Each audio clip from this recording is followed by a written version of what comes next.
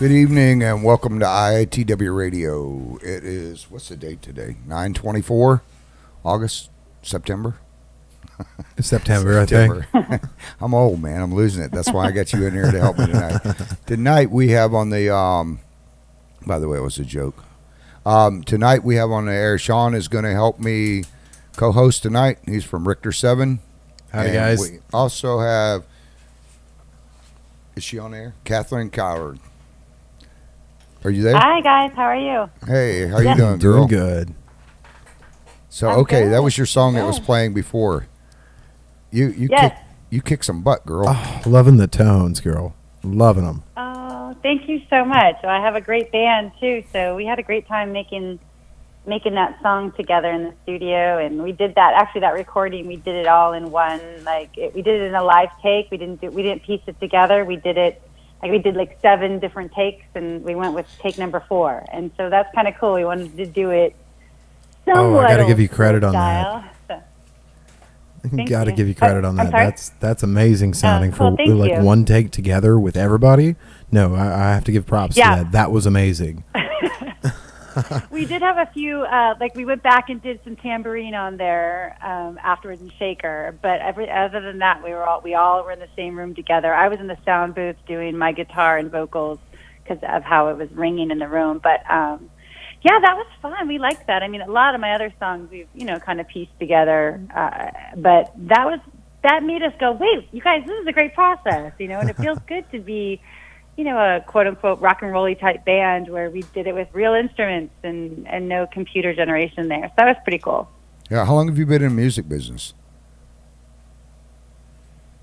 Full-fledged, honestly, only for, let me see. What year are we in? I don't even know what month it is. 2018, that's the best I got. Yeah. So I released my first Kathryn Cloward album in May 2015, and the Free to Fly album I had been working on for a few years, and then in the kind of there was a pause in that process when I started writing a ton of more songs, and it just felt, and I was going through a major life change, and I decided to do another album, and so 2 albums came out at once. And I think because I waited so long in my life to really be living this reality, it's there's no delay. Just do it, and the universe keeps on providing opportunities for me to be able to do it somehow. What got you into music? I mean, were you one of those little girls that stand there with the brush and doing the thing in front of the mirror? And Oh my gosh, seriously, Travis, I write a series of children's books as well called Kathryn the Grape. So it's a whole series of books, and my illustrated character is called Kathryn the Grape, Grape, because it was a nickname of mine when I was a little girl. But so I tell these stories about life, and they're full of life lessons for people of all ages, really. So in one of the scenes, I had I'm not an illustrator, but I had my illustrator draw little Kathryn. Yeah, we've got that up on the in screen. her room with her microphone. That's what I did. We actually have that up on the screen. Put that back up there again, Chris. That's pretty cool, man. It's got the Kathryn the Grape, and then it has a bunch of kids around it. Is that one of your books? Yeah. Okay. Yep. Oh, cool Awesome. beans. So. Yeah, so I was that, but I didn't. I had a lot of fear about music. I wasn't raised in a musical family. I always find it intriguing when people are like, we all sat around and played musical instruments, and music was part of every day. That was not my life, which is okay. So, but I always had this desire, and my whole life, from the earliest memory, I've heard lyrics and melodies in my head. It'll just come to me. Even that song you just played. Walking around wounded. That's how the song came to me. The sound of the lyric came to me at the same time. But I didn't have the music part of it. And so every once in a while in my life, I would venture out and be brave and do something musical. And then I would get a tidbit of negativity, and I would just go into a cave, And so but then I'd have more moments of bravery. And I really did. I put together a what do you call it? A demo tape. That's dating myself there. A demo tape years ago of cover songs, and it was horrible. I sent it off to Nashville, and then I just wanted. I guess I just got on the track of following the script of life and just doing life, and became a professional woman and all of that. But there was always this voice inside of me going, Kathryn, do it. You like to do this. And so once I took off all the like overinflated self, deprecation of like, all this like pressure on myself to be great, and go back to just let it be fun, enjoy music, have fun with it, enjoy writing songs again. And when I started looking at it like that, then everything changed, and I started writing again. I started meeting people, and I set a desire to put an album out, and it took me a little while, but I did it. And I worked with really great musicians who taught me how to put together a record. And then I was able to move forward and keep working with different musicians and different producers. And so, I've been able to kind of parlay my life experience and my business background into trying to navigate this vast landscape of independent artistry, which is an exciting place right now, Was there any one certain artist that, like, you're sitting around, you got your feet tapping, or you're in a bar or wherever, and then you go, I want to be a singer? I mean, you've heard that song, and it's like, who was that? Okay, so I loved the female-led bands of the 80s. Like, I loved the Go-Go's, and I loved Pat Benatar. Like, I just loved seeing women, like, rock it, right? And so that was my first influences. And then I started liking country music because one of my oldest brothers, who drove me to soccer practice, all the time, listened to country music. And what I liked about country music was the storytelling aspect of it. Like, they're telling the story. And there were a lot of women who were getting air. At first it was just the Judds, and then into the 90s, you had a lot of women who were stepping forward in a really beautiful way of, like, taking over the radio. So that's where I kind of have that rock, country, Americana vibe to my music, because I'm influenced, by these rockin' storytelling women. Sean's sitting there shaking his head. Yes, I guess he knows exactly what you're talking about. No, I will be downloading everything that I can of your albums. This was a great experience. I'm so glad we get to talk to you today.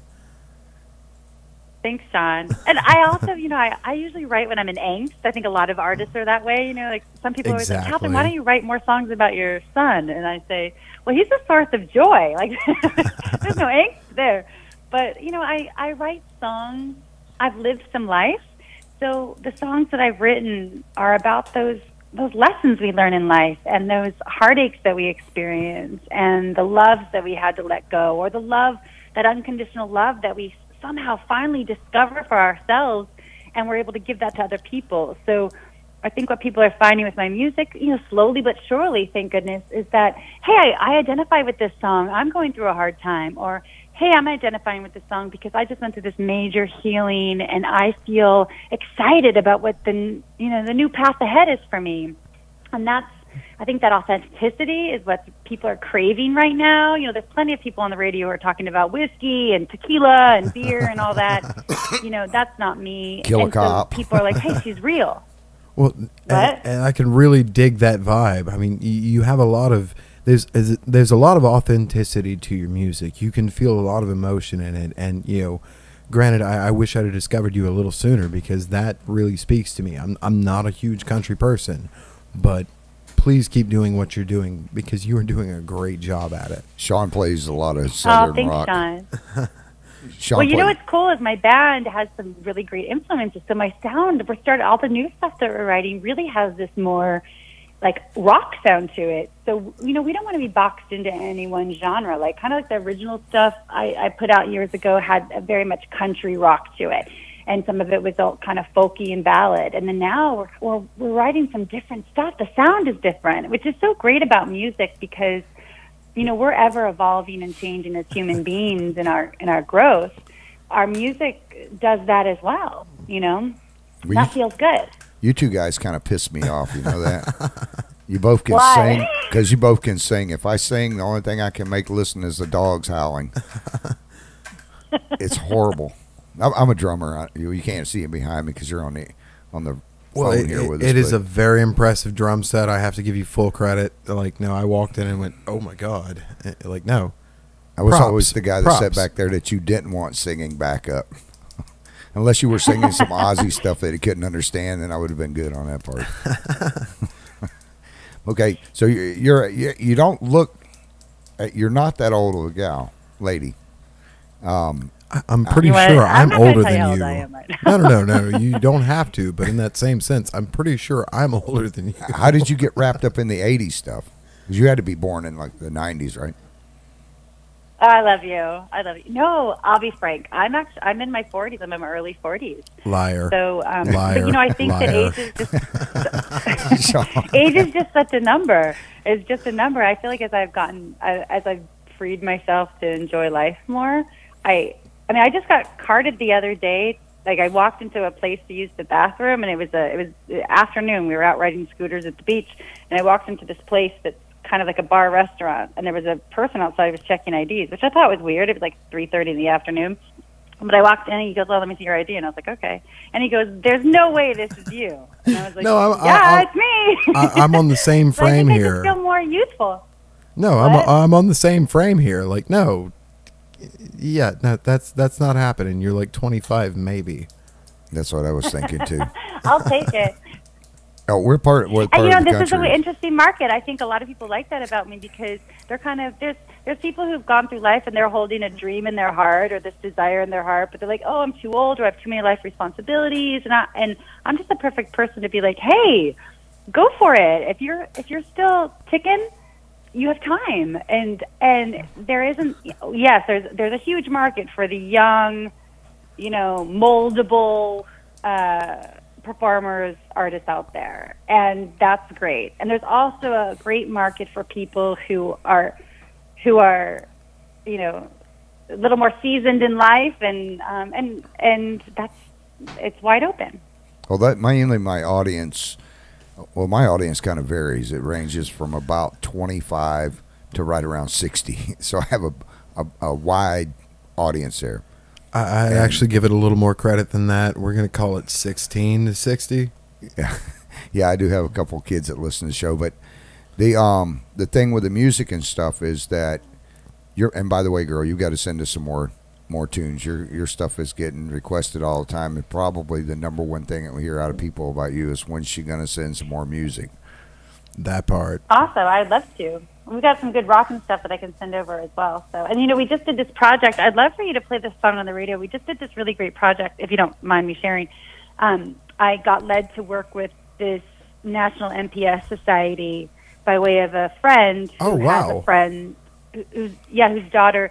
Yeah, so recently, about a year ago, actually, they got in touch with me like, "Hey, can you help out with this conference that's coming to San Diego next summer and sing some Catherine the Great kid stuff?" And I was like, "Sure." And it was kind of like just this tumbleweed of joy and volunteerism at first, and then I was going to help out, and the next thing you know, they needed a band for the main reception. I was like, "Oh, I have a band, I can do that." They're like, "Oh, you do?" And I was like, "Yeah, that's what we do." And then I was just kind of getting involved in what they were doing. I really had a heart for it, and MPS is an incurable disease right now. It's in the rare disease community, and the National MPS Society focuses on helping a lot of the rare disease community, MPS, ML, and the rare disease, because apparently there's about 10% of the population of the United States has a rare disease. So it's not completely uncommon. It's just they need awareness so they can get more government funding to help find a cure, right? And there's lots of children who have, they have this disease, and they're brave and they're fighters and they're just making it happen. And so one morning I woke up and I thought, gosh, I wonder if they need a song. And so I got in touch with the president of the organization, and I was like, "Hey, what do you think about this?" And she's like, "Kathryn, that's so great." And so I met with a few people in their organization, and I wrote a song called Heroes, and I got together with the guys in my band, and we put it all together and made it even better. I write the lyrics and the melody and the core chords, and then we all got together and built out the song. And we just released, and then the International Symposium was here in San Diego, that's where I'm from, and we released the song this summer with my band singing, with me singing lead. And then what had happened is when we were in the studio, I brought in some kids because I was like, I want some kids to sing backup, so there's a kid element to it. And I had met this young girl named Michelle Hopkins, who was 14. She's the original girl that kind of got me involved. And And I met with her, and she loves to sing. She loves to sing, and I was going to have her just sing backup in the studio. And just in this moment of meeting her, like just sitting there and talking to her, she's this vibrant high schooler. I said, Michelle, do you want to sing lead vocals on this song? And she goes, sure. I said, okay, get ready. We're in the studio in 2 weeks. And she's like, all right, Kathryn. So I brought Michelle in and all these kids, and she's singing lead on the youth version of the song that I'm releasing on the Catherine the Great platform on Monday, October 1st. And it's such an amazing song, if I don't say so myself. It's just such a beautiful song about bravery, and to have this young girl who's gone through so much physical surgeries and a fusing of her neck and all this stuff. She's just like, I'm brave and I'm strong, I'm helpful, help people carry on. It's just beautiful. And we're releasing a video. So I'd love to send that to you guys so you can play it. And so the message can get out there and help raise awareness. And just people go, wait, what's MPS? And then they look into it. And I just want to lift up these kids so that they know, like, as mentors, as leaders, as, hey, I'm doing it. I'm living my dream. You can live your dream too. Yeah. Anyways, I'd love to send that to you. Do you have an YouTube link? Or is it on YouTube as well? Yes, I do actually. Okay, make sure you send us the link so we can... Oh, definitely. No, I'm posting that myself. That is a brilliant cause. Thank you for bringing that up. You're welcome. I'd love to. And I'm just kind of like this extension over here. They do such amazing work. And the work that they do, which is what I've come to know, is they do so much work with the government with trying to get medical funding. And it's like this beautiful, like, you see it as like, what I've learned about is if they can kind of unlock unlock the box of awareness to like one rare disease, it's just kind of like a tweak of a tweak of a tweak that can help cure a bunch of other rare diseases. And so that's what's necessary. And so that's what our heart is trying to help save lives, help save these kids who are born this way and want to have full, vibrant lives. Now, you're out in California? Yes. Okay. How do you get away with playing the music you're playing in California? That's what I want to know. Everything I've heard coming out of that, everything I've heard coming out of California, I can't understand it. Well, actually, we have a few artists out of California, but well, yeah, no, I get your point on that one. That's I was expecting you to be in Nashville. That is a very Nashville sound. Nashville. I'm sorry? No, there's a massive Americana country influence in California. It's called California country. There's a lot. I mean, I'm in San Diego. It's traditionally known as a beachy city, but there's this massive country music following here, massive. And I don't even necessarily completely fit into that because my music isn't necessarily and doesn't fit completely there, but a lot of people who like country like my music, so.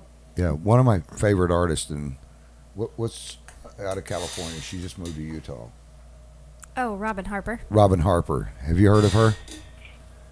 No, look her up. Is it Robin? Yes. Robin Harper. Okay, I'd love to see you guys do a concert together. You talk about women singers? That'd be rad. Oh, no, God, you guys would rock the house. There's a lot of good vibes there. I mean, no, that would be good idea, Travis. If you get a chance, I actually heard music is playing all the time on our station. So, okay. So, were you born in California? Yes, I'm actually a San Diego native, so that's a big deal to stay out here because so many people move here. Right. No, I'll give you credit for that. Born and raised here, and I went to high school. I even went to college here, and so I've got some real deep roots here. And I've ventured out into living other places as well, but San Diego is my home. So most people move to California to get famous. Now, let me ask you a question: are you going to be moving back east to go to Nashville? Good question. I mean, I've never been to Nashville. I want to go to Nashville, and Nashville sounds exciting and scary, and exciting and scary. Just so much talent there, and I would love to get to Nashville. So yeah, I don't know if I'll be moving there, but I would love to get there. Well, I could see you living there in a few years. Now, I'm going to tell you. I'm not going to tell you like I tell the guys on the show that come on. I don't make anything off of promoting you guys and trying to help people get their music out in the field. Sean will tell you that. He's known me for a few years. He actually lives right down the road from me. Well, at the other end of the county, but well, it is what it is. But as the crow flies, it's not that far away. And anyways, I tell all these guys, when you get to Nashville, if you don't recognize me when I say, hey, when you're on the red carpet, I usually tell them I'm going to moon them, but I'll have to come up with something else for you ladies. Nobody wants to see my old butt. No, I got the moon threat. Sean, you're getting it. You're definitely getting it. So funny. I'll streak up there in front of you. I'm Sean's lover. I'm not really. That was just a joke, by the way, but that's why I'll start screaming it's good at people. comedy. Good comedy.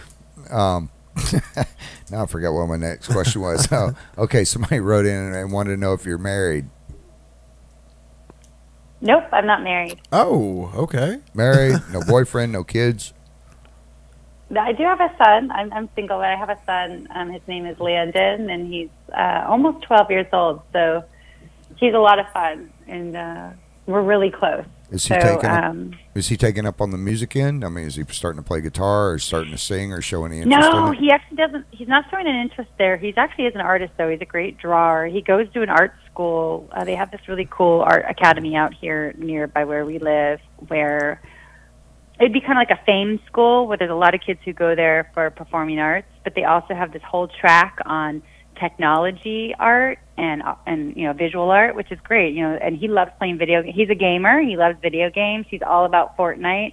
And at first I was resistant to that, but now I'm fully supportive. And he's really good at it, so I want to support his passion. And so I always say, hey, somebody has to draw the pictures for those video games, and so that's exciting for him. So who knows where he'll end up? But I like that he has the opportunity to be introduced to music and theater.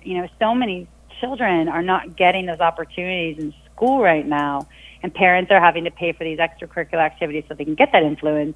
And I would just love to see the pendulum swing back where, it doesn't have to be this PTA-funded music program for schools to be able to have a music program, that kids can be introduced to rhythm, they can be introduced to the strings, all of that on a normal curriculum. That would be so great because, art is the beginning of all innovation.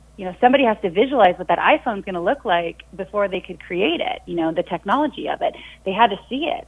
And so artists are the people who innovate. We need it. Right. I've got, you sure your son's name is Hunter? That sounds exactly like my son. I wanted him to get into radio and writing and stuff that I do. I've been a writer and writing kids' books and all kinds of books and stuff. Awesome. And writing for newspapers, I started when I was 16, so I've got about 40 years of writing and doing radio and stuff, and I was kind of hoping he might get into that, but he's not. He's a gamer. He's going to be going out to California to MIT when he graduates this coming year. Oh, really? Yeah. He's a smart kid.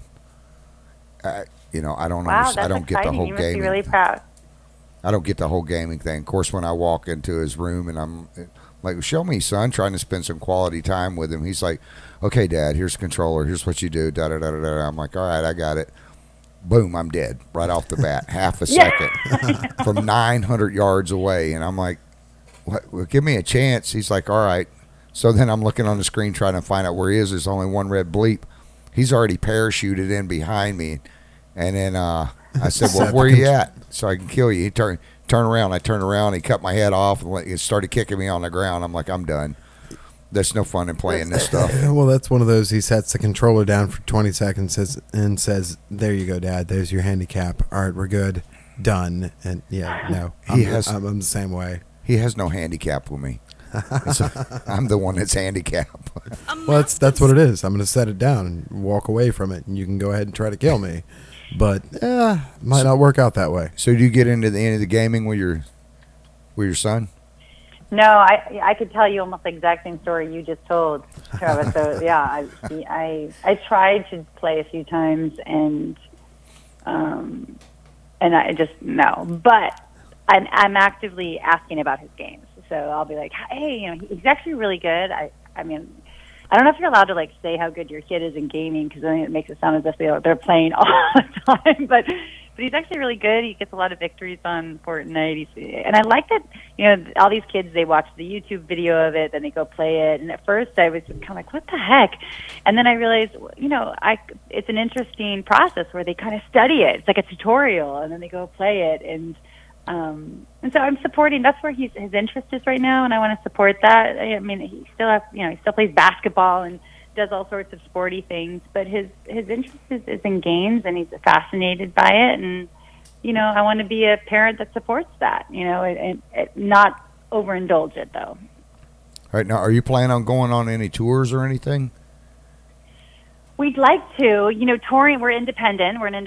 I'm an independent artist, independent band. So touring is, and also I'm a businesswoman. So touring is, an expense. So it's a matter of like, where do we want to go? What's the smartest thing for us?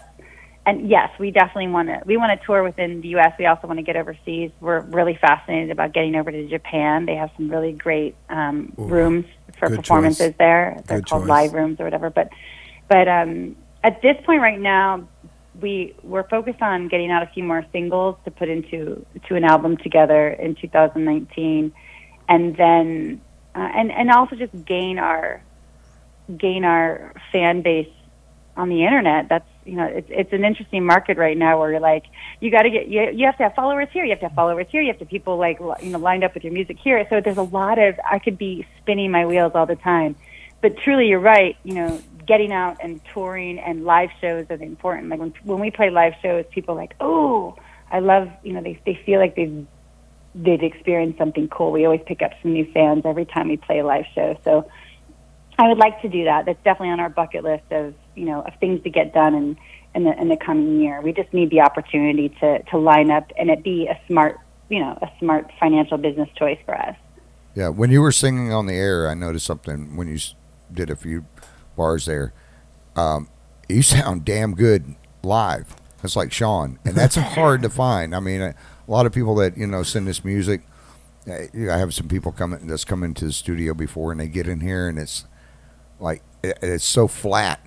I'm like, well, do I need to change the ceiling down? Do I need to do something? Auto tune. Yeah, but yours is not like that. I mean, have you taken voice lessons or anything, or? I have taken voice lessons, and then I've stopped, and I take some, I stop. One of the things, I'm definitely not pitch perfect. My keyboard player in my band is Megan, and she's like a classically trained keyboard player. So I literally before every rehearsal, we'll meet up like for an hour beforehand just to do vocal stuff. But I have a good vocal memory. Like once it's there, it's there. I can get it. But one of the things I need, I would say that I would need help with, which I think a lot of performers who start doing more and more live, is vocal endurance. If you're going to be singing every night or singing a lot during the week, and for a few hours at a time, it's just making sure that I'm doing it right, that I'm not harming my vocal cords. And so that's come up a few times that I've gotten some technique work there. And I think it's like in anything that you do, you have to constantly be, spinning the dial to get tuned up, to help yourself. So. Well, don't take any more voice lessons. Don't take any more. You don't need to change it. Not change nothing. It's perfect the way it is right now. Agreed. And the endurance thing, that is one of those things. It comes with time. It comes with practice. And I have a little bit of a trick on that. Take your harder vocal songs and put them on the last set. So when you finally blow it out, you're still all right. You've played a good show. That's actually a great piece of advice. I appreciate you sharing that, because that's actually happened. Some of my songs that have a bit of a higher range, when I put them more in the back of our set, they're not hard. There's no even like angst about hitting those notes. They're smooth and they're great, because I'm already warmed up. So that's a great piece of advice. Thanks. Well, you have to keep it. You have to be able to keep rolling with it. I've played quite a few 4-hour shows, and it's one of those. You get a 15-minute break in between, but when you go for the finale, when you go for the things that, hey, I may not be able to keep singing after this, you throw those in at the end to where it's still a great show. You did a great job, and you still performed to the best of your ability. But it doesn't help, it doesn't hurt the rest of the show because you pulled something off that maybe you shouldn't have at that moment. It's a good method, and I recommend it to everybody. Not me. I'm just going to lie to Thank people. you. I'm just going to lie to people if they catch me singing. I just did a 4-hour show last night. You did? Yeah, I said, can you hear me now? Yeah. I'm going to have to charge Sprint for that one.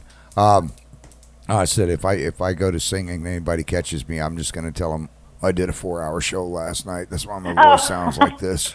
I got you. I learned that from Kathryn and Sean. That way I can get away with getting up on stage and feeling famous for a little bit. Nah, just. Hey, I sing out in Florida a little. You guys are in what part of Florida are you in exactly right now? North Central, like at closest city you can find on a map is Palatka area, but there's still the Gainesville, Ocala, St. Augustine area here, so we are very versatile. We're about an hour or so north of Orlando, hour south of Jacksonville, and straight across from St. Augustine, right on the St. Johns River. Exactly right. My studio and stuff is out in the sticks. Oh, cool. That's where it's supposed to be, though. You get the best quiet for that. I know. I tried to get in a couple of places in the city and stuff, and just no way of doing it. No, traffic too noise. Much traffic. Exactly. Too many pigeons fluttering around. So. I like Florida. I lived in Florida I lived in Port St. Lucie, which was just out of like West Palm Beach. Right down by Hudson Island. Place. The water clarity, though. I worked at Club Med. Like I graduated from college, and I went and worked at Club Med, and I loved working there because I worked like a customer service, front office type reception, hotel reception stuff during the day, and then I was in the shows at night, and so we'd sing and dance, and it was just the time. It was like full on Dirty Dancing time of my life song. Remember that? Like I've had the time of my life. Yes. And but it was so fun. Now, why would you move from? But I remember in Florida every day, especially like I want to say it was in October, it would rain every day at like 4:00 in the afternoon. It was like clockwork in October, and it was so humid. I've got naturally kind of curly, wavy hair. My hair went crazy in Florida. So I just remember it being so green, so beautiful, and very humid at in the kind of fall time. No, I feel your pain there. No, the humidity will mess with some hair. I'm just saying, like. You had the right experience with it, and I'm glad to see that Florida actually gave you that proper artist experience. Good on you on that one for staying out here as long as you did. And my question is, why would you move to California where the ground can drop out from under you? That part. Yeah. You guys are so funny. Well, it could. It just hasn't yet. So it's like us, where we're sitting here going, how can people live in tornadoes in Hurricaneville? I can run. And most people who've never been through an earthquake are worried about the earthquake. So I can run. Run, hunker down. Like, no, we can build a storm shelter. We'll be all right. We load the horses up, and I'm out of town. Well, I'm in another state in like an hour. That's why I live so close to the state line. Every good hurricane, I'm out of power for at least 2.5 weeks. Yep. And it'll be all right. Goodness. I mean, by the end of it, here I am. I'm still here. A generator and 20 gallons of gas, and I'm set. No, my neighbors have those. I don't even have that. Pork and beans. You don't eat meat or drink milk for a while, but that doesn't bother me. I'm lactose intolerant, so I'm good with that. Well, there we go. I actually, Travis, I am too. Have you seen the new? Kevin James just came out with a new comedy on Netflix, a new comedy special on Netflix. It's called, I can't remember what it's called. But search on Netflix, Kevin James, his newest comedy routine. He's perfect because he's clean humor. He doesn't use any cussing or anything. It's family friendly. But he does this entire bit on food allergies, and he starts it off with lactose intolerant people. And he says, let me just let everybody know, if you're lactose intolerant, there's absolutely no reason that you need to tell anybody that, or like at a party or something. It was just so funny. And he goes off on this entire tangent of food allergies, talking about, and out in California, we've got everything, like not just my son has a peanut allergy, which he does this whole funny skit on, but gluten-free and all these things that we experience out here. And so, anyways, you have to watch that because you're lactose intolerant. You will you will think it's hysterical. Well, I'm going to be setting up a few of my Hopefully. friends that I know are lactose intolerant. I'm going to set them up. There's a yogurt place up in town, and I'm going to tell them we're all going to put Depends on, and we're going to see who can make it back. We're going to see who can make it back to the studio. It's so bad. And then I'm going to get their lactose tolerant yogurt and give them all straight yogurt. Oh, yeah, and then I'm going to drive back and I'm going to lock all the doors on the studio and the bathrooms and let them stand outside in their Depends with a stopwatch to see which one makes it first. I'll give them a crock pot or something if they lose. I don't know. Well, see now on that same subject, I have to give it up to a couple of celiac friends of mine that are gluten-free out of necessity. I have to give it up to Ron, and I have to give it up to Nicholas, because they are dealing with something that, no. I've actually started cooking differently in my life so my friends can come over to my house and eat all of my food. No, they are good people. I hope there's something better in the future for celiac disease. Well, my son. Yes, I agree. I didn't mean to make light of it. I totally No, you're good. agree. And You're good. in fact, and even with people who have Crohn's and such, that like the wheat belly issue is a major issue with a lot, and it impacts a lot of even the dairy. You know, dairy impacts people. We're not really supposed to be drinking the milk of another animal past our own need of our own mother's milk, but that's a whole other side of the story. You know, but it's so subsidized. But the hard part, I was in the food industry for years. I used to run a whole company, like a wholesale food company, and I dealt with nonprofits throughout the United States, and I worked with a lot of feeding organizations, meaning feeding organizations like the nonprofits who would do food box programs and food banks and whatnot. And the hard part is so many people are dealing with not just hunger, but they're dealing with, you know, all these food intolerance. And it's because I firmly believe our food has gotten, and our kids are being born with more and more food allergies. And so people are like, why is this happening? And I truly, in my opinion, is that our food has gotten so many chemicals over the years, our bodies just can't handle it. And then people are we're manifesting some different illnesses because we can't handle what's in our food. And so we're having to do like what you're doing. You know, I eat quinoa instead of rice, and there's things that I'm doing just a personal choice, but also, gosh, you know, we have so many people who are walking around with real devastating, life-threatening food intolerance, and it's a big problem that needs to get addressed. Yeah, my son was having stomach problems years ago.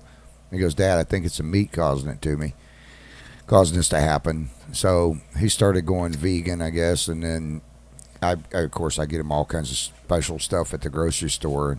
Of course, and then I drop over from a heart attack, and he's like, I told you, Dad, I told you.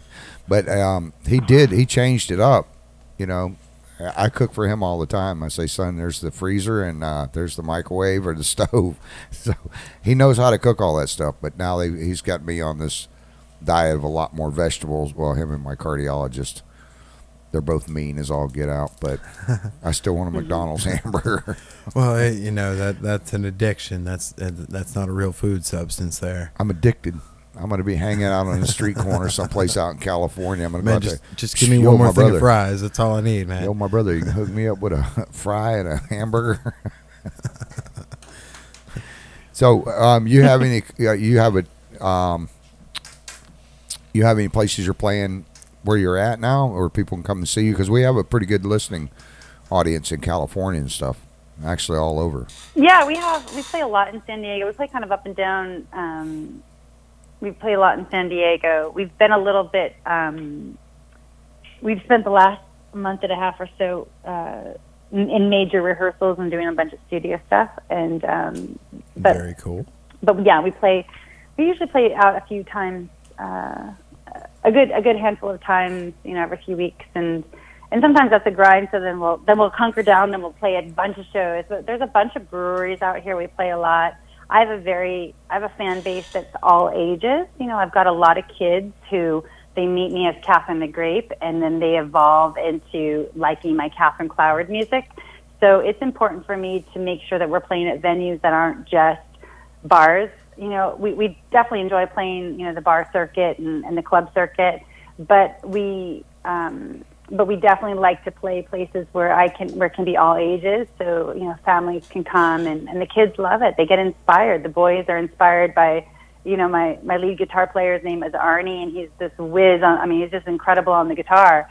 And, young boys look up to him. And so, so it's nice and girls too, so they're seeing us on stage. And so I think that's really important to be able to bring kids to live music events. And,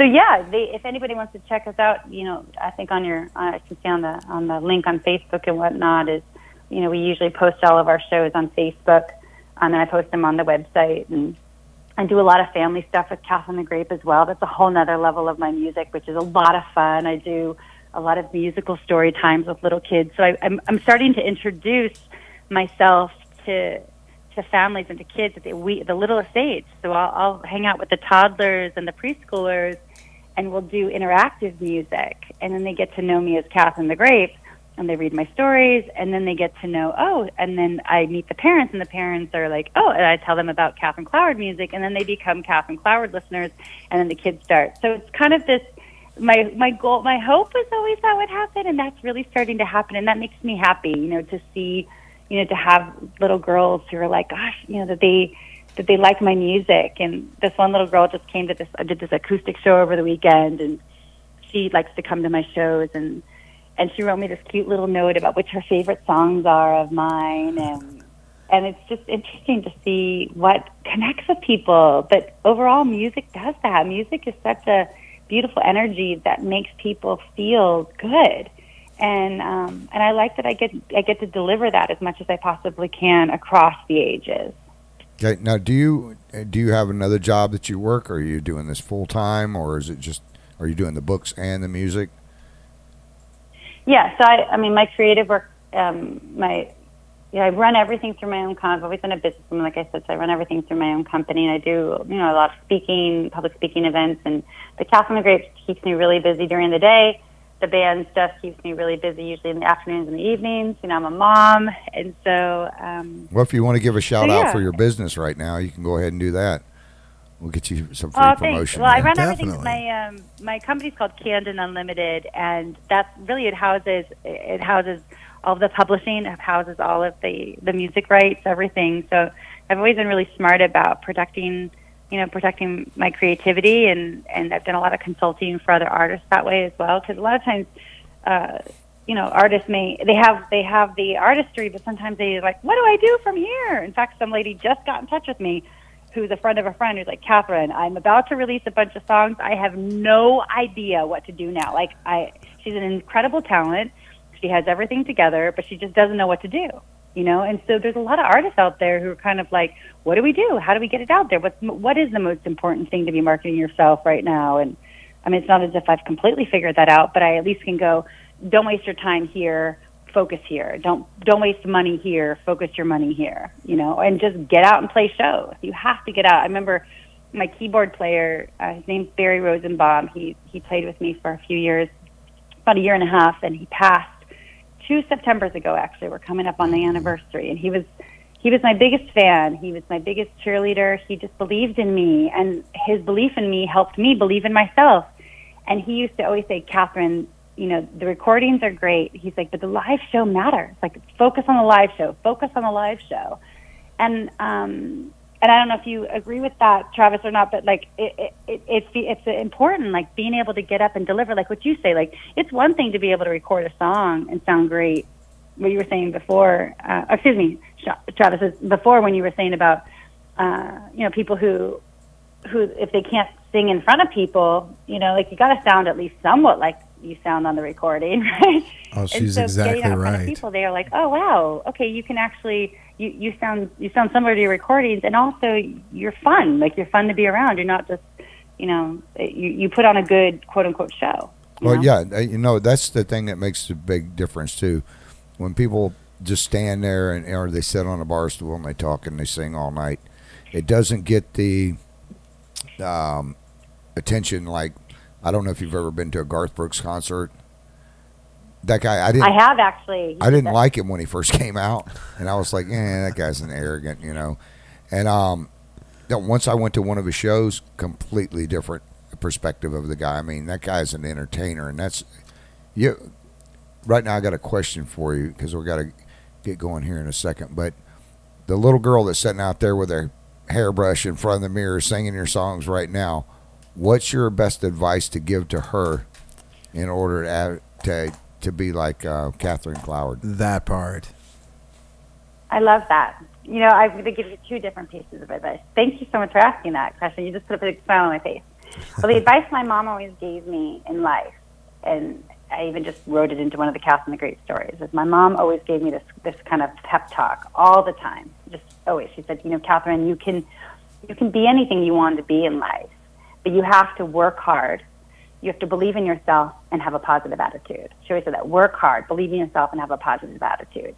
And she goes, and you focus, and you can do what you want to do. And I love that. Like, my mom gave me the gift of resilience to keep going. A lot of times the people, you know, failure, quote unquote, or not reaching your goal it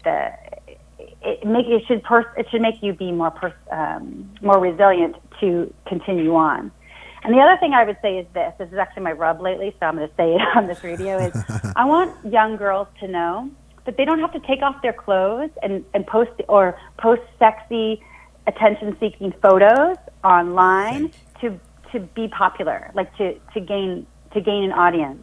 There is a lot more respect gained for a woman, for a young lady, to build your reputation on class and your smarts and your ability to have impact in your work. Right now, if you look on Instagram or some of these other social platforms, you see a lot of girls who are posting these kind of like, you know, wannabe model sexy photos, and of course they're getting attention because that's going to draw attention in. But to be able to, you don't have to do that to get attention. It'd be much wiser to focus on educating yourself, becoming the best at what you do, you authentically do, and the right opportunities, the right people will all line up. And you don't have to ever compromise your personal integrity to achieve any goal. It will happen for you in the best possible way by you walking a straight line of your own personal integrity. And that's so important for me, for girls, and even women to hear. Like, come on, ladies, like, let's represent. Yeah, so, for you young ladies listening that don't think that's true, years and years ago I interviewed a young lady that was basically starting out at the time. She'd been in the music industry for a little bit. Her name was Stevie Nicks.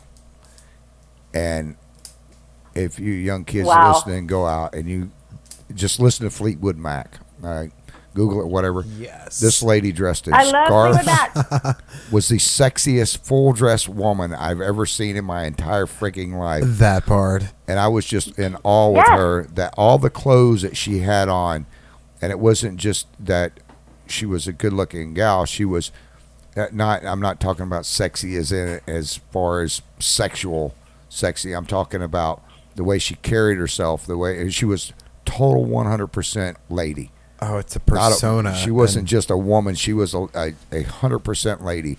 When the way she walked, the way she talked, not just her voice, but she refused to take her clothes off. She refused to act like an idiot on stage. If you young kids ever watch her, exactly what Kathryn is saying right now is 100% true. Take that advice and run with it. And that's a lot of it. I'm sitting here, you know, Kathryn, you can't see me here, but I'm having a hallelujah moment, because that's what needs to be said to people nowadays. That's very influential. Mm-hmm. I have a lot of respect for you just because of that point of view. Like, oh, we need more people like you. That was amazing. Thank you for sharing that with us. Oh, thank you so much. Well, I think, you know, people see, let's say, you know, like the Kardashians built their empire, you know, based off of, you know, early sex tape, right? So you can build the Kardashian empire, or you can build, or look at Oprah. Look at some of these incredibly influential women who, Stevie Nicks or Taylor Swift, you know, or she's been a little bit more risque lately, but you know, there's really powerful women, Brene Brown, who are blazing trails, who they're doing it with their brains and their authenticity and their natural gifts and their work ethic. You know, you can't deny a work ethic. I was talking to somebody the other day about investing, like, you know, as my company grows and bringing on investors and whatnot, and she's talking about, she was in the tech boom helping on a whole angel investor thing. And she said, Kathryn, we'd always talk about this with the investors. They'd say, don't invest in these guys who are, forgive me for saying all this, but don't invest in these guys who are necessarily frat guys who graduated from college that their parents paid for, who have an idea and they haven't actually worked a day. Invest in single moms. Single moms will make it happen. There's no option for them not to make it happen. They have to make it happen. And I was like, that's so true, but that's a work ethic that we can develop, that everybody needs to develop, and especially our young girls, develop that work ethic. And whether that your dream is to be an at-home mom, or to run a company, or to be an artist like Taylor Swift or whatever, or Kathryn Cloward, Calvin McRae, develop a good work ethic and find a value in hard work, and you'll be able to do anything with your life. Well, the other thing I want to mention is young ladies that are listening, because we have some artists that are 13, 14, 15 years old. Blossoming. And they are, there's a lot of women in Nashville, or a lot of singers, not just women, they could put out a business in a heartbeat. But I had a young gal approach me a few weeks ago, and she was like, she's got a great voice, and she was like, I'm too big, I'm too fat, I would never look good on stage. You have to be able to look sexy like these skinny gals. And I'm like, have you ever seen Queen Latifah? There we go. She is a big woman, but she carries herself, and she's not dressed like she's running down to the local, I'm not going to say Walmart, but, with clothes that are 10 sizes too small for her, and you can see everything you never wanted to have a nightmare about. Oh, that part. And it's the same with guys. These young guys that are getting up there and wearing these skin-tight pants, or wearing their pants down, I don't want to see their butt crack. Exactly. It's unnecessary. Nobody needs to see that. I yelled at this kid yesterday. I said, is your diaper full, or did you lose a lot of weight? He was like, what do you mean? I'm like, your pants are down. I can see a doo-doo stain in the back of your shorts there. And he was pulling them up real quick. I said, he must have just went to the bathroom. Either way, I didn't have to stare at his shiny hiney anymore. Oh, boy. Anyways, on that note, brilliant. On that note, we do love your music, Kathryn. You rock the house every time you're on the air. I love listening to your music. I just wish we had more of it to play on this, on the station. Oh, well, I'll send you guys some more. I'd love to. Oh, you better. You have a permanent follower here. Thank you for sharing that with us. I really appreciate it. And you've been in the top 10 quite a few times.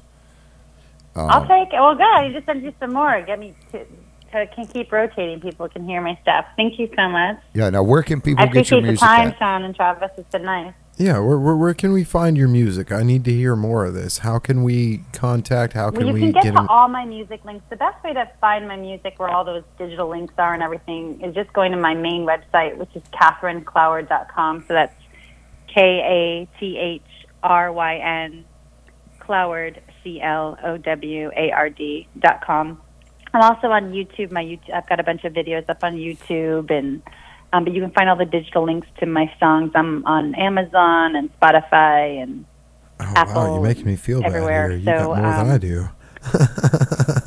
What? I said you're making me feel bad. You got more than I do. I'm quite impressed.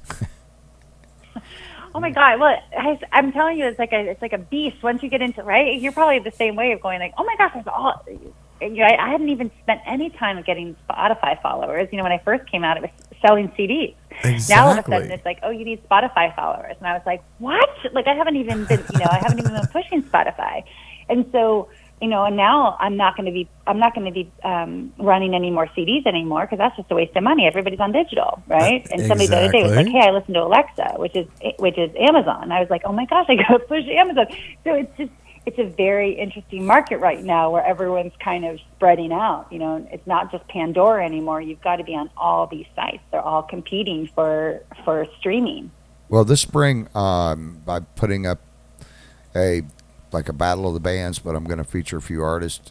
If you're out this way, I'd love to get you over here at the fairgrounds and get you and Sean up there to sing something maybe together. Yeah, crossing my fingers. That'd be fun. Crossing my fingers. Well, hey, send me the dates on that, and hey, maybe that could be our big let's do a little cross country thing. That would be awesome. I have a desire to do I've always wanted a tour bus whether we rent it for just, but I always have wanted to do that Winnebago or tour bus, just like get and drive, all of our gear, we're all together, and we just, I don't want to do the sleep on people's couches thing, of course. That's why I'm like, it costs money to do it. But I just want to do that. I want to have that experience, If you decide you're going to do a North Florida tour, let me know. I've got enough connections up here where I could get you booked up for what, Sean, about 3 or 4 weeks? At least. Let me know as well. Really? Oh, my gosh, that would be great. That's come to Florida and stay for a little while and enjoy the scenery. Yeah, the only thing that about would be awesome. I think you already know about our state bird down here, the mosquito. State pterodactyl. Thank you. Yeah, skeeter-dactyl. Yeah, is there a better month not to come to Florida without the mosquitoes? You just got to wait for it to get cold enough for all of them to die, and that's the key. After it gets cold enough that they all go away, it's not bad. I mean, the humidity. Yes, you'll have to cut it with a machete. You'll have to go through the fog, but it'll be okay.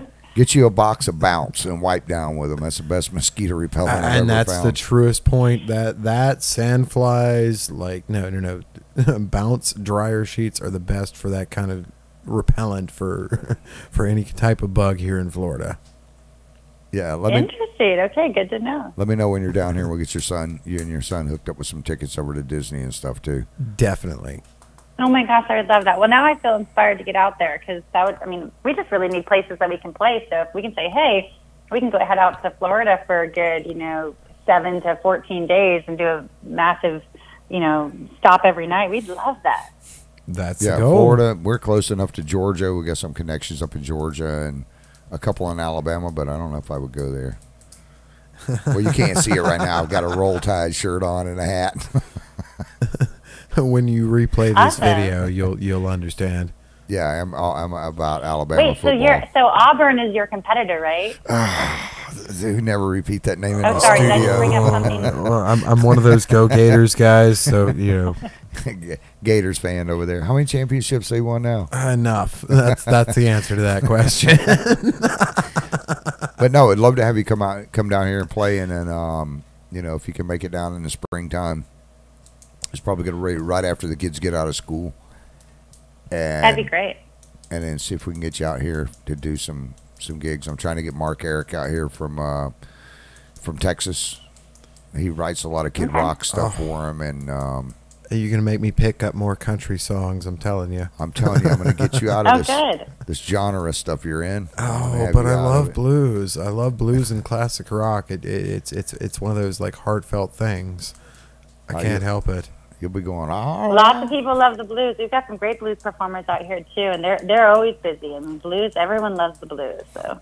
Oh yeah, I saw B.B. King when I was a little kid. And jealous. Of course, I'm an old man too. So back in the '60s, I was out of diapers by mid '60s. So, but I want to thank you for coming on, Kathryn, and we love your music. Yes, Kathryn, it has been a pleasure talking with you tonight. And hopefully we'll have you back here on the the air. You too. I enjoyed our conversation. I loved all the ground we covered today, so that was fun. Indeed. Or tonight, I should say. Well, East Coast, West Coast, it happens that way. Yeah, it's already dark here. You guys have still got a few more hours of sunlight. Enjoy your sunlight. Yeah, actually, it's starting to get darker a little. It should be getting dark here it's 5:30 my time right now, and so it's going to be getting dark about 6:15. We're heading into that daylight savings time. Do you guys do daylight savings time in Florida? I can't recall. Oh, yeah. Yes, we observe it. It's not too prominent, but we observe it. I don't like living it, especially when I'm driving in the Panhandle. I think it's so weird. I don't like it when it gets dark at like 4:45. It does not make sense. Everybody gets all depressed because... Does that actually happen in the world? Wow. You know what I don't like? It does. The first little part of daylight savings time out here, it'll start getting dusky, like at the height of it. It'll start getting dusky around 4:45, 5 o'clock, and it's like, oh my gosh! And nowadays the timing of daylight savings time for us is shorter and shorter, but still, we're all like, no, we want to be outside doing stuff, being active. Well, don't get me wrong. I love that night owl status. I mean, that might be a feasible move at some point. You know what? I go up to Alabama and Louisiana and Mississippi through there all the time. And the thing that confuses me the most is when I cross the Eastern Continental Divide or the timeline there. I could be on one side and I drive over and I gain an hour. So it'll be 5 o'clock here and I'll get across the line. It'll be 4 o'clock. Or if it's in this case, it would be like 7:30 at night, 8 o'clock. I drive across the line. I gain an hour, but it's still dark. Well, then when you come back, it's like, all right, I'm gonna lose an hour there, and But when you're standing right there at the line, you step over. It's not like oh, boom. Oh, that's a refresher point. That's magic what that light is. It's not like a magic light that comes on and gives me that extra hour. I'm still pimped. But I want to thank you very much for coming on, and well, hopefully we can see you down here this spring. Yeah, thanks, Travis, and thanks, Sean. I appreciate the conversation. I enjoyed definitely. it. Oh, it's my privilege. If I could be lucky enough to pass something on to you, by all means, let me do that. That was our awesome. It was our privilege. Trust me on that. Exactly. So, all right. Well, you have a good You guys evening. have a good night. Okay, you too. Enjoy that sunshine you got left Thank there. you. All right. You have a good evening. Okay, bye. All right. Bye-bye. You too, bye. Well, I know Kathryn what artist Cloward. I'm looking up after this, getting more in touch with it. That she was brilliant. Oh man, wait till you hear the rest of her stuff. She's going to be sending us some more stuff. But if you go on YouTube and check it out, she's got a lot of kick butt songs. Awesome. Okay, we got to do some commercials here. Let's see, who are we going to start with? All right. Well, I guess we'll see you guys on the end of the commercial break. Let's see. Benio's Pumps and Wells. Benio does pump repair and well restoration, pump replacement, and well abandonment up here in Putnam County. He's out of Volusia. He does not do any drilling up here at the moment. I've got to find out why. I keep saying that every week, but I think it's just too much for his big rigs, especially the way fuel is right now. If you guys need some pump repairs done, tell you what, this guy's the one that worked on my house. He's worked on, the ranch and stuff. And he, this guy has, he went from 50 feet where it smelled like a boiled egg fart. Oh, sulfur. Way down there, and the water tastes so good now. So make sure you guys give him a call at 386-334-1593. He'll tell you where they can come up to your house or not, but he does do 24-hour emergency service. Well, actually, I think he's the one that came out to my place and had a good well there. I mean, that good service. I got to give it to him. Yeah, you got Hair by Barbie. You want to get the curls straightened out in your hair, man? This is the place to go. I'm always joking around saying she's got pinstriped hair and stuff, but she does good on the highlights, the Brazilian blowouts. But if you need to get a haircut too, Sean, I might need that soon, but she's the one to go see. Here's show off. Well, if I do like this, I pull a handful out. Well, that's where I'm about at with it. But like, no, it's good cause. It's good cause related. Enjoy that youth, brother. It's gonna fall out one day. That ponytail. Well, no, I've got my gray spot, but that's more of a birthmark than anything. Oh, yeah, it's gonna turn gray and then it'll turn loose, but just like mine. By the way, I'm not bald underneath the hat. I'm getting there, though. Yeah. But this is the next one. Too. Oh, Barbie. Sorry about that, Barbie. But Barbie does a great job on hair. That's where everybody on this side of the coast that's involved with IITW Radio gets their hair done. She's only available by appointment. If you show up there, you're not going to get in to see her. But she has works out of 916 St. John's Avenue in Palaca. That's right. Go behind the courthouse like you're going in the main entrance. Go down that street, head to north, and you'll run into her place on the right-hand side. 440 CBL Drive in Unit 103, Loft 7 in St. Augustine. That is right across from the Home Depot off of A1A.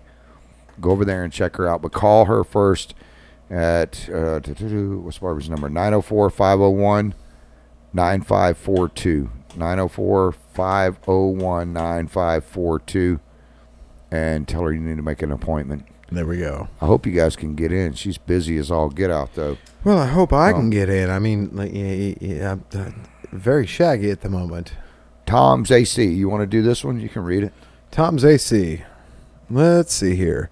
Tom is available 24 hours a day for any amount of, if you need him, he's going to be there. He has sales, installation, service, maintenance. He's residential only at this time, but give it a little bit. He will be capable of giving you as much as you need. Tom is at the 112 Volunteer Avenue in Interlachen, Florida. Or he also has the other location of, looks like 110 Commonwealth Avenue in Interlachen, Florida. He's always available for you guys. The number is 386-648-2169. And like I said, 24-hour service. He's here to help you guys. Yeah, that's actually, his name is Bruce. He bought Tom's a few years ago. He's a volunteer firefighter. You see this guy, Sean, this guy is like 12 feet tall. I mean, if you look at it, put his thing back up there real quick. I'll start calling him Big Swole if he's like 12 foot tall, man. This guy, see the van? His head was at the top of it. Had to stand on the curb to take the picture. Oh, wow. He's a huge man, but he's a good guy. I mean, he's put the AC in over at Station 6 in East Palatka, and did that at cost for him. Oh, nice. Actually, he did it for good less people. than cost. He only charged them $1,500. I'm sure he lost money on it. Well, and you got to give back, and that's the thing. Like that's one of the most respectful things about people around here. If you give back to the people around you, that's good for you. That's good karma. Yeah. Okay, we're out of commercial break, I think, right? Do you want to do more right now, or do you want to wait? No, we'll wait, and then we'll do the other ones because Cletus is supposed to stop in for one segment and read something that's going on. I don't know, some news thing he kept pestering me about. He saw, and he wants to do it, so I got to let him do it tonight. So, Sean, ditto from Richter 7. We got one of his songs to put up for a minute, don't we? Oh boy, you're gonna embarrass me here on. No, let's go ahead and put his logo up and play his song. I couldn't find a picture of his logo in your files. It's right there, Richter 7. That's the MP3. Okay, we can put that picture up, can we? No, No? that's not how MP3s work. Okay, why don't we have a picture of Sean? Well, we've got me here on photo here now. I got to give it up to Jesse Connor. I got to give it up to Linda Black. Like these are my people. If this was not this would not be possible without the two of them. Now granted, I keep going on my own journey. Linda has her own journey. Connor has her own journey. Well, his own journey. But I'm glad we could all collaborate here. This was a good thing for all of us. So please enjoy. We'll be right back after this song.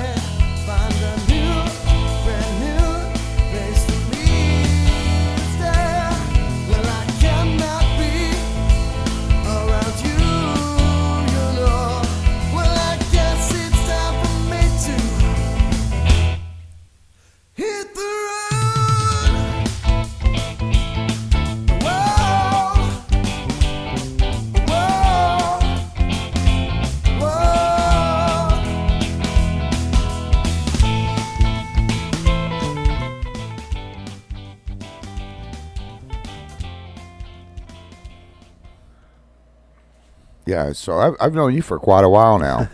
Well, it's been good to know you all this time. I met Sean. I don't remember. It was at a gig you guys were playing.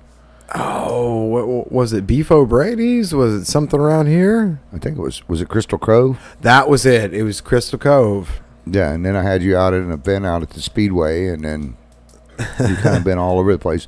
You haven't been playing for a while, though. You were in an accident. Well, now I've got 3 plates and 18 screws in my right leg. But don't get me wrong, I wasn't a runner to begin with. You had to chase me with something malicious. No.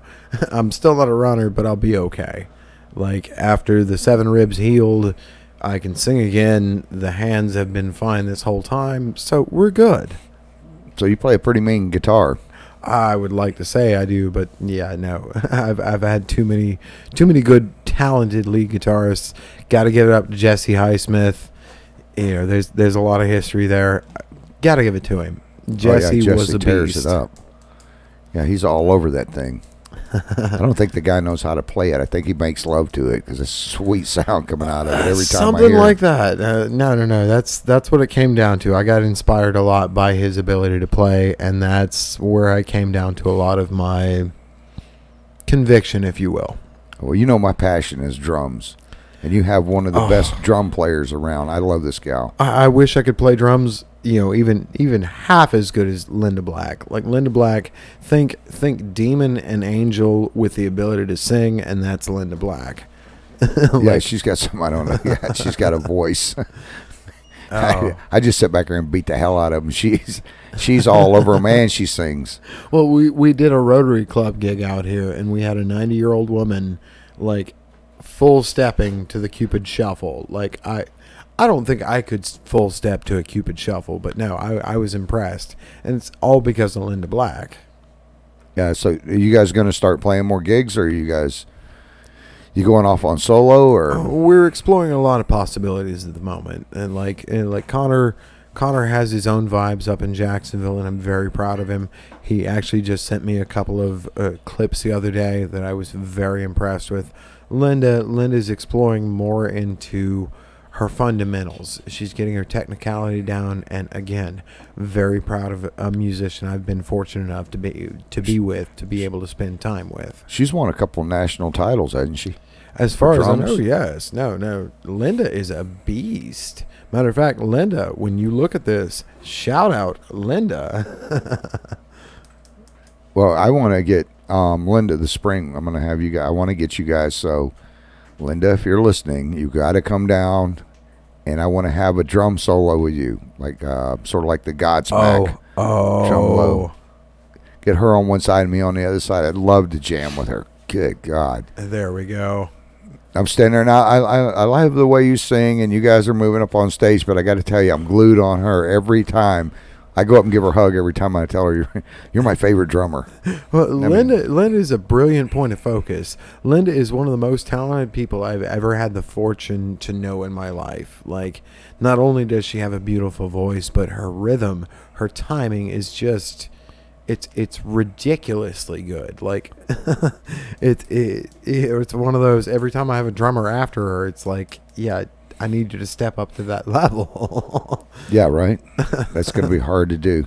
Good luck unless you pull in like Phil Collins or somebody. Yeah, no, I don't think Phil's got something on her. No, I don't either. Phil had the ability. Linda's got the technicality. Take Primus, and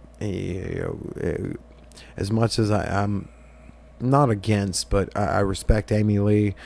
Granted, she should have never touched Korn, but that's a personal feeling here. Like, no. I have that same thing. Well, thank you. No, but Linda has Amy Lee talent, and Amy Lee just echoing out to the masses, but she has Primus technicality. Linda is the best drummer I've ever known in my life. Yeah, Phil Collins has always been one of my favorite drummers. The guys from Godsmack. There's a few drummers that I have that I like, and I told, who was it, somebody a couple of weeks ago, that because Phil Collins is going to be playing down in Miami, and I'm thinking about going down and seeing him and stuff, and I was like, I would have to tell him, you're my second favorite artist, drummer, as far as drummers. And when he says who, I say, yeah, Linda. There you go. Well, see, so that's not BS either, Linda. That's God honest truth. Well, that's one thing I've been very fortunate to meet. The two people that I've respected the most to this day, as far as guitarists, like, no, don't get me wrong. Linda is something else among drummers. Connor, like, no, what it came down to with Connor, like, I'm a bass player at heart. Like, I started playing bass. I took 2 years of guitar lessons with Corbin Alexander. The guy was brilliant, and he taught me a lot. But in that same sense, I played bass for, oh God, maybe 9-10 years. And then Connor steps back into the picture, and it's like, yeah, guys, I'm going to go over here and play rhythm guitar because I can't hold a candle to that. No, between the two of them, they are brilliant. I had to step up and play lead guitar. There was an issue. And again, Jesse Highsmith, thank you for being a good influence on me throughout my life. Like, it's good to hear from you, bro. But these 3 musicians have influenced me beyond the point where at this point I have the ability to write. I have the ability, more than I expected, to convey personal feelings through music. Like, it's been an experience, and I thank everybody along the way for being able to get me this far. And I hope that we can spread that out beyond everybody. You know, everybody that's I've been in contact with, everybody that I've touched to this point. I hope you're more productive, more what's the word, successful than I have ever been. So now that you're healing back up, because it's been what, a year now? Actually, we are 2 days off of a year. We are Okay. 2 days off of a year from the point where I couldn't walk anymore. Yeah, now, so you're getting your health and stuff back together. Get your legs healing up. When are we gonna be able to see you again up on stage? Within the next 2 months, I plan to branch out a little bit. I've got a couple of things in the works. There's a couple of duets, a couple of solo events that I plan to be out, and, you know, getting back into the music scene, putting myself back in the face of music and giving people what they want.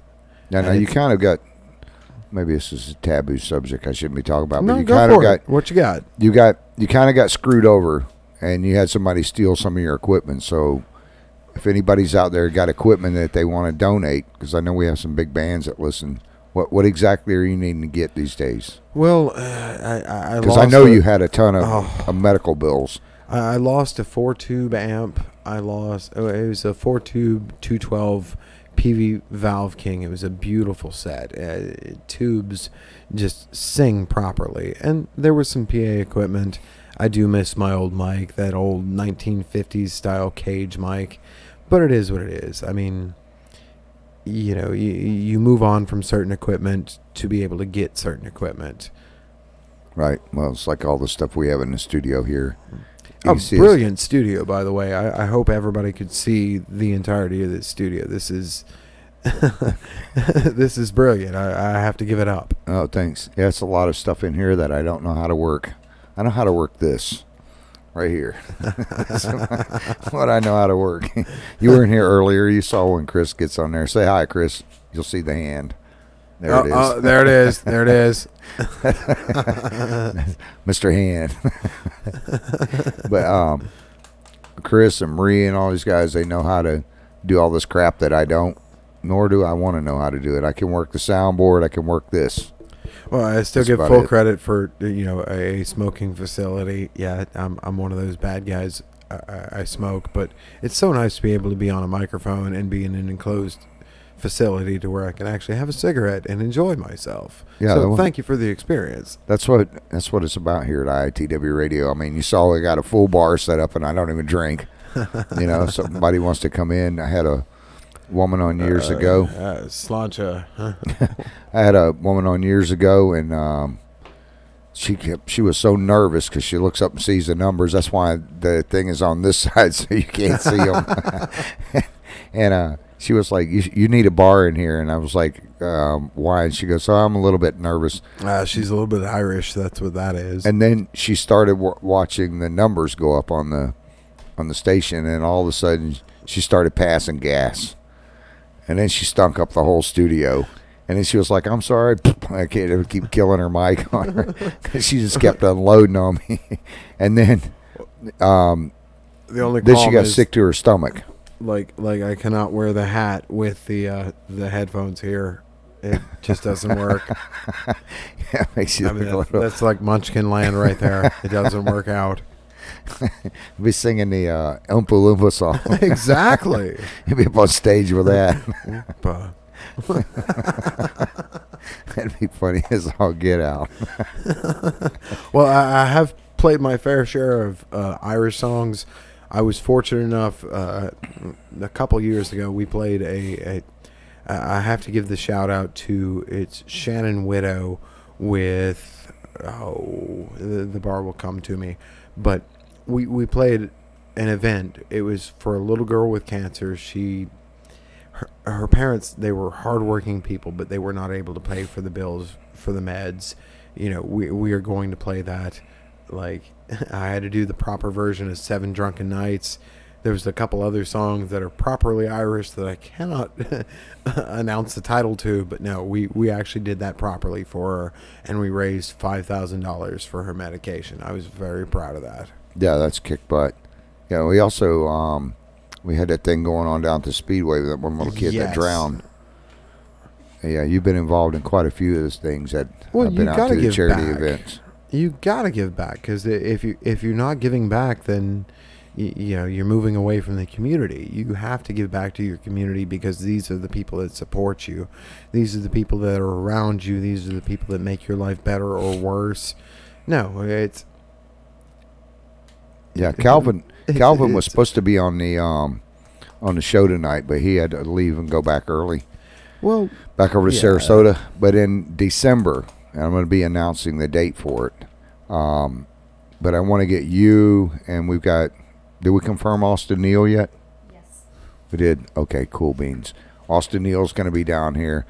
We were supposed to have him down here this past week, but the problem is we couldn't find any place big enough to house everybody. Because I was going to have you, Austin Neal, and Calvin O get up and maybe do something together. Well, no, if there's a housing issue, no, I got you. But like as far as venue issue, yeah, no, I get that.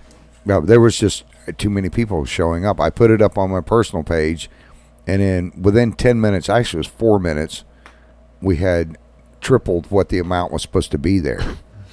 And then, of course, the county got in, and they said, well, no, you can't do it here. You can't do it here. There's too many people. So I did actually find a place. I mean, well, you're talking about probably 2,000 or 3,000 people showing up to see you guys play. And that's if I don't promote it. Well, that's if you don't advertise. Like, I'm going to turn around and put my hands over my eyes and, like, not tell anybody about this. Yeah. I mean, it's probably going to be a private concert for the IITW Radio listeners and the Putman Way Facebook even better readers, and which even at that, I mean, we got close to 1 million people a week listening and reading on the Putman Way, and in IITW Radio, the numbers are off the friggin' charts. Well, that's what you do. It's a free concert for somebody that's subscribed. You show up at the gate and you say, "Hey, look, I'm subscribed." And yeah, everybody that is a subscriber on IITW Radio and the Putman Way is actually going to get into the concert for free. There you go. Anybody else that's not, and their name's not on the charts, they're going to have to pay a little fee. Not much. Well, but that's going to go to the volunteer firefighters. The whole volunteer firefighters, the police that come along with it, any electrical. No, that's quite understandable. That's what it's supposed to be. We are here to promote music. We are here to promote life. That's what you do. Yep. And where's the one of the things we do, Sean, is we do a quench the thirst for the firefighters, and that's we can put it up on the screen. Any of you guys and gals that want to get out and donate a case of water at Save a Lot or at Powerade, Hitchcock's, chips. Yeah, anything that won't melt in your pocket. It says candy bars, but that don't make it a chocolate bar. They're not going to be able to stick their hands in their pockets after being in those hot outfits for a couple hours. And, we got to go back to the toiletries. Toiletries are still one of those major things. Until you don't have it, it's a good thing to have in a moment of our volunteer firefighters only make between $4 and $8 a call. Some of these calls are out on these wrecks for 4 to 6, 10 hours. On a brush fire, if it lasts for more than a day, like the ones that we have around here sometimes. Oh, exactly. Lightning strikes, like just interlocking. stuff. We were in the lightning capital of the United States. If they're out there for 3 or 4 days on the same brush fire, they're only getting $4. It's considered one call, so that's why we're doing it. Last year we raised over 100,000 bottles of water for them. This year I think we're probably pretty close to that right now on there. So hopefully you guys. So we're looking at about 2 months before you guys get back together. Well, there's 2 months. There's what it comes down to is that's the good part about working with proper artists. We all mesh. We move back and forth. We will hit our moments of togetherness. We will hit our moments of I'm following this, I'm following that. Like, no, it all comes down to the point of a musical vibe. We are all going to hit the same point at one point or another. I'm going to give you the date after the show, Okay. and we're either going to have it at the fairgrounds or at the or the other place I don't want to mention yet. Also, I need to get you to sign one of these guitars before you get out of here. Oh, of course. We're giving away. Chris, can you grab that guitar for me, please? You guys, we're going to be giving this guitar away. We're going to have Austin Neal. Actually, do we have a permanent marker in here right now? Yeah, let me go ahead and. The other one. Oh, I'm more of a Les Paul. Right there.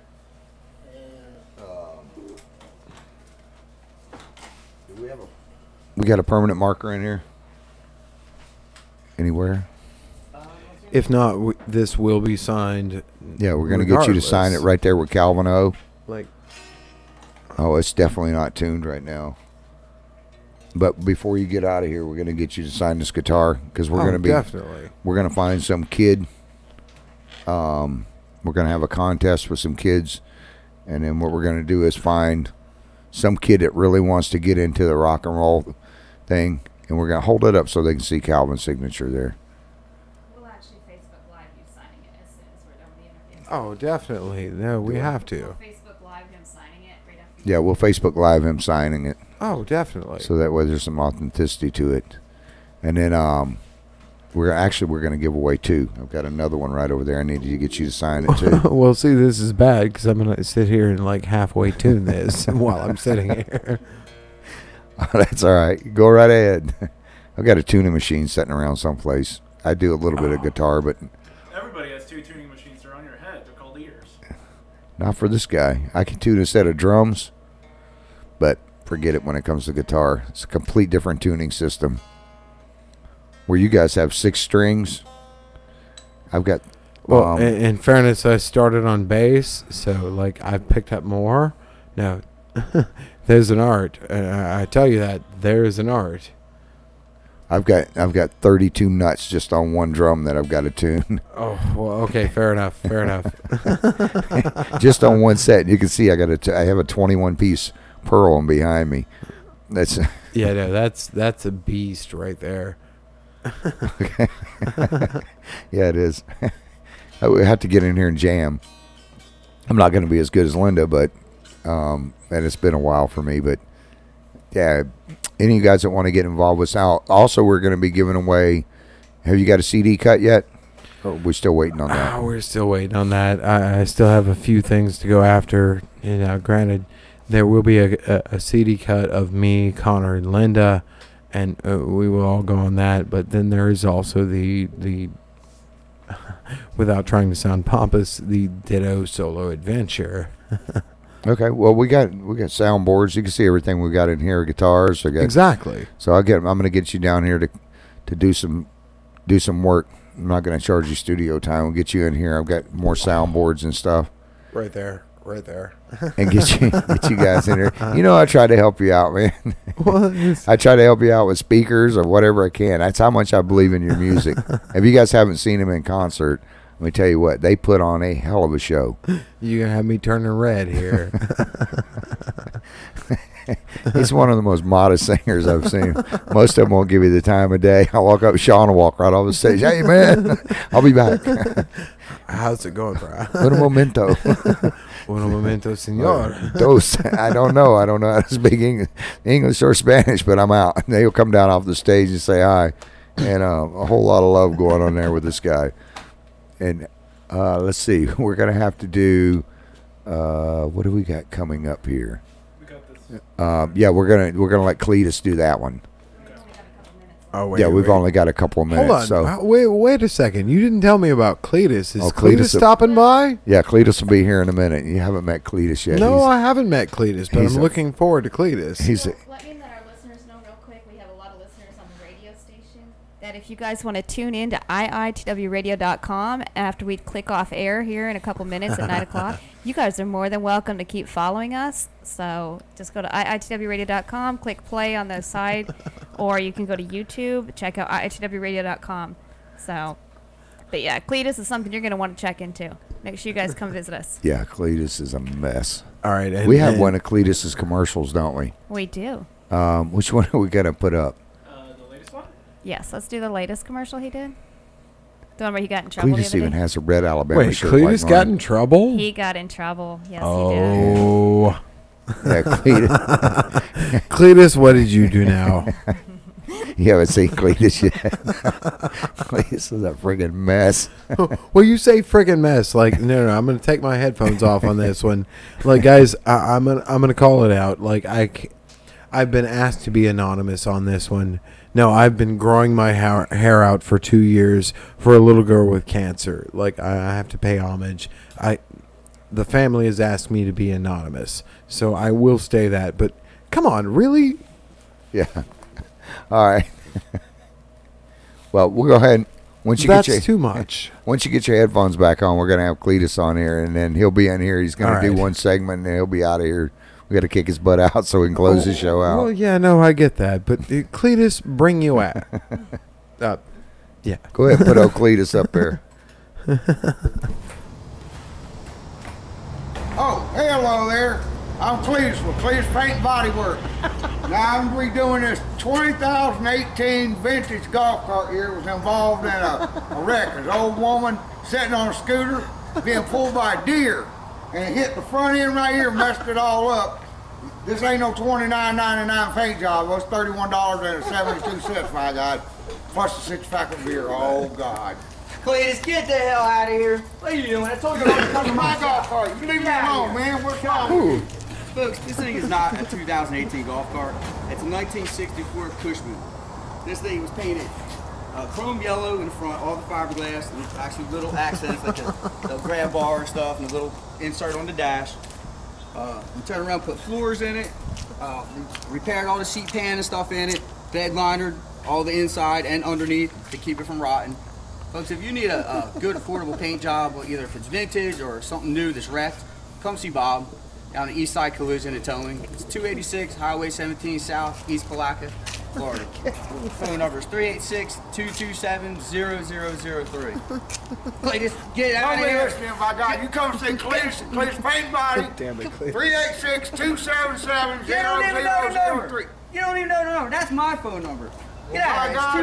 It's 227-0003. Who you like better? You call them both. Get out of here. Like, Go man, on. don't talk to me like I'm gonna go see the Living Gene. Go on, I'm get out gonna of come put a knot on your head. Big Go enough on, for a get out of baby here. cap or Get out of something. Oh, my here. God. Come on. Leave me alone.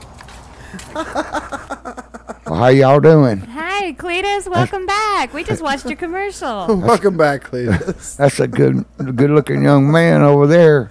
Well, by God, he got hair like mine. It's pretty. That's Sean from Richter 7. I know. I seen him before up on peace. stage. I seen him up on stage. I want to try to get him to marry my sister. We'll see. Which Well, sister? actually, your sister. I don't know. I got a bunch of them. Yeah.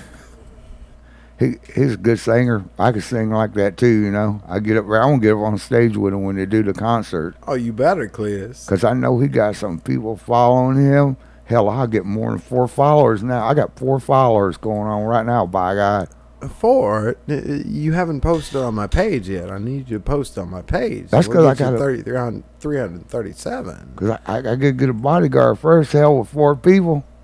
Oh, no. I got a buddy of mine. His name is Tommy. He's like one one UFC fight from being an official UFC guy. We got you a bodyguard. I don't fight. Get on your. I'm a lover. I'm a lover. I don't fight. I don't fight nobody. Hell, one thing I do is fight for air. You know, I drank one time, and I was out with some friends of mine, and my buddy farted. I had to fight for air for about 2 hours. It just stunk up the whole stinking place now. Oh, I got a thing I got to do here, a news report, and then I got to get out there. I left. Did you see Goober outside? I did see him. My jackass. Oh, wait. That was yours? Yeah.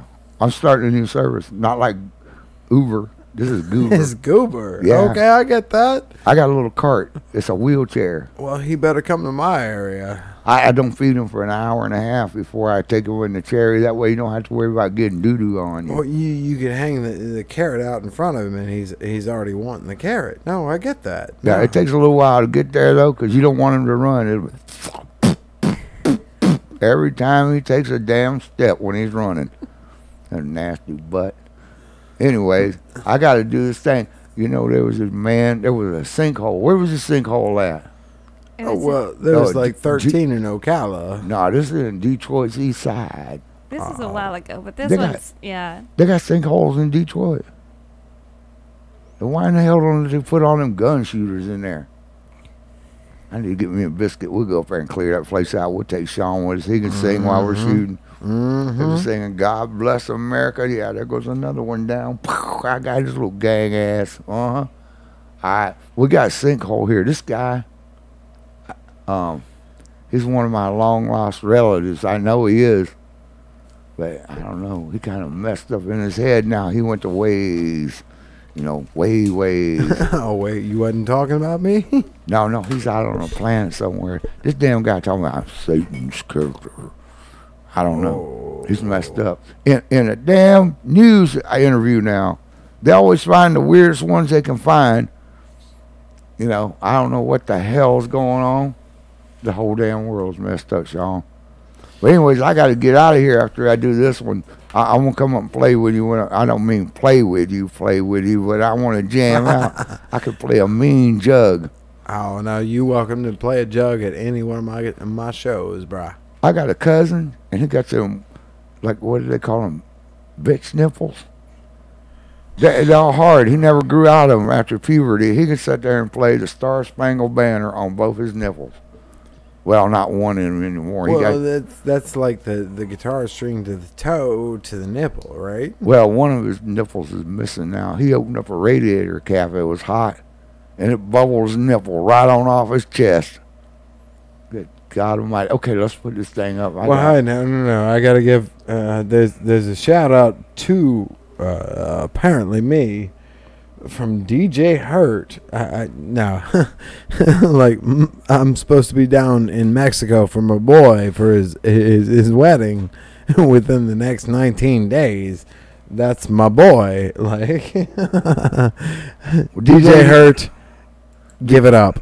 DJ, you need to follow me too. By God, I'm gonna be as famous as Follow Sean one Cletus. day. Hell yeah! Well, DJ's not like the man. Hell, I don't know where my followers at tonight. Ain't nobody calling in. I'm feeling kind of messed up. Well, I'll call in for you, Cletus. Okay, I appreciate that. You're a good man. Wait. Hello, Cletus? Where's the phone at? Wait. I hear it coming through my the phone's mic. over there. You in the other sound room. That's what it is. Here you go. Here you go, Cletus. There's a phone. Well, I can't be doing this. I don't know. I got a pole on a phone on a pole. I got to get to. Cletus. Yeah, I hear you. Cletus. I hear you. You hear me, but you ain't picking up the phone. I don't know where the phone's at. Oh, it's in my hand. I don't know how to work there this you damn go. thing. I got to do this commercial. You guys got running out of time. All right, well, There's Cletus, I'll talk to you later. All right, Sean, you the man. I won't get up on stage with you. You better. Yeah, and I'm gonna find me a gal to sing to. Wait. There's no camera angle on that. I'm gonna find me a gal to sing to. Maybe you can sing one. There it is. Okay, there's a fist bump. I got some hairy knuckles. there we go. It looks like Matilda Gorilla. Oh, wow. Yeah, Magilla Gorilla over here. Okay, this guy in this next one, he's a little messed up. Can you play that video here? A massive sinkhole, at least 25 feet wide and several feet deep. You guys got to check this guy out. He And the fear for passing drivers, very real. We were just driving down Shane, and the next thing you know, we just missed this giant sinkhole. It's amazing that we didn't fall in. Pastor Barry Randolph and his niece narrowly missing the huge hole as they drove down Shane near Medbury. At the time, the sinkhole wasn't marked, alerting them and other drivers to the danger. I thought perhaps a gateway to the other side had finally crinkled and cracked, opening up a putrid passageway in the middle of Chain Street to Beelzebub's bungalow many miles down.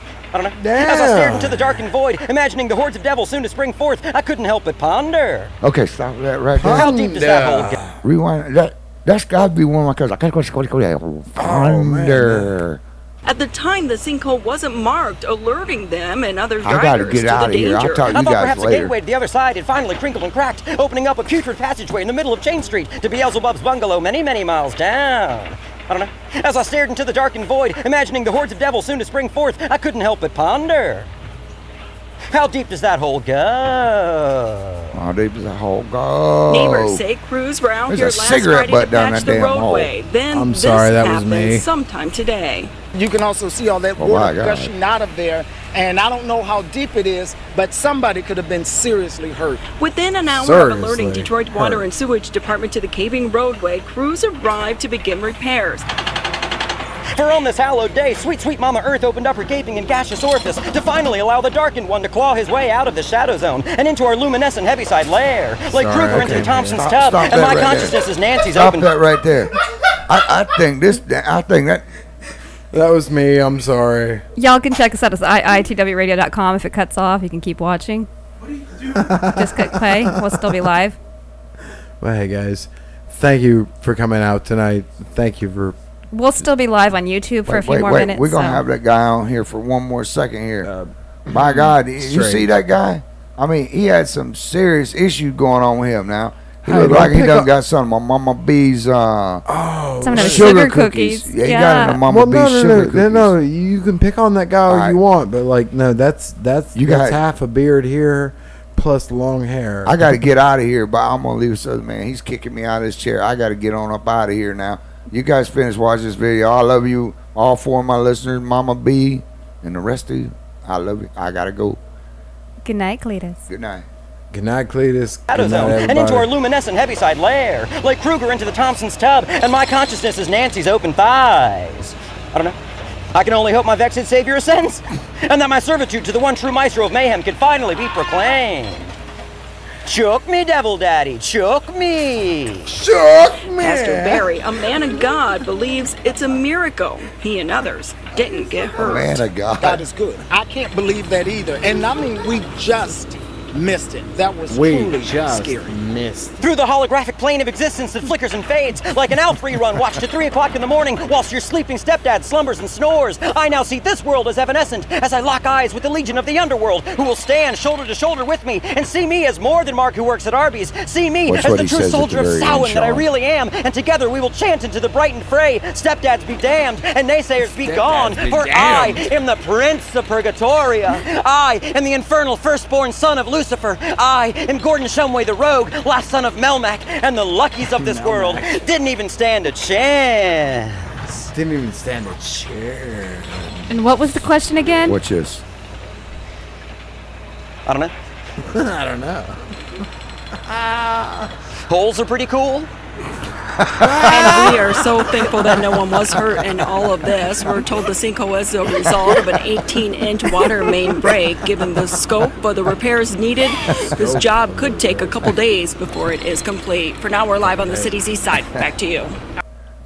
To you. You know, holes are pretty cool. All that just to say, holes are pretty cool. All right, guys, gals, we got to get out of here, man. We love you. You catch us on, go to YouTube, IITW Radio, hit the subscribe button, hit that damn little bell next to it. Check us out on Facebook. Yeah. We got the Putnam Way. We've got IITW Radio. So. Thank you for putting up with All right, thanks for Jean for coming in. We're going to close it out. I guess we hear music. Peace, Hell, y'all. I don't know. Thanks, Sean. We'll get you back on here in the next few weeks. Good night, y'all. We couldn't have a regular show. All right, remember, support our veterans, our local firefighters, and our all your EMS workers and the sheriff's department. And our veterans. We love you guys. We'll see you tomorrow night. We've got a veteran coming on here. He got burned out of his home. All right, we love you. We're out.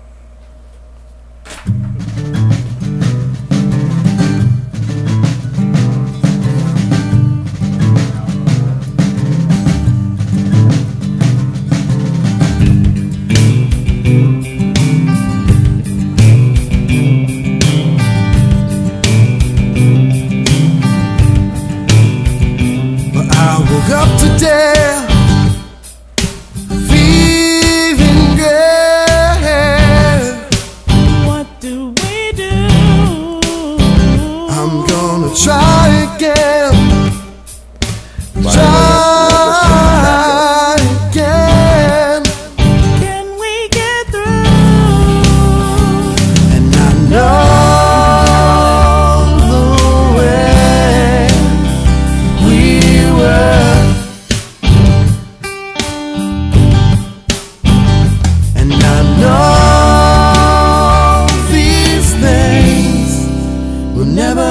The same.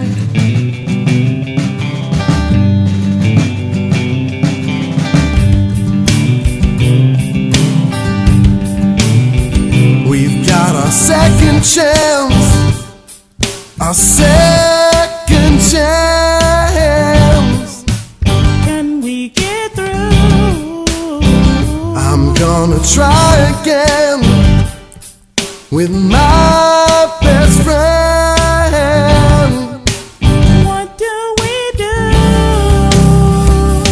I know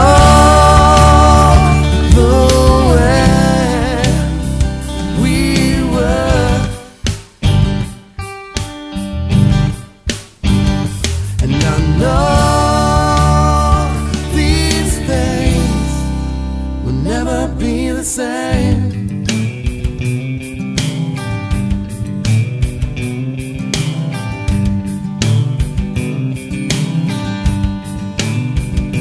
Say it's foolish, man, but this ain't finished yet. If we lose faith in each other, faith will bring us down. I know this second time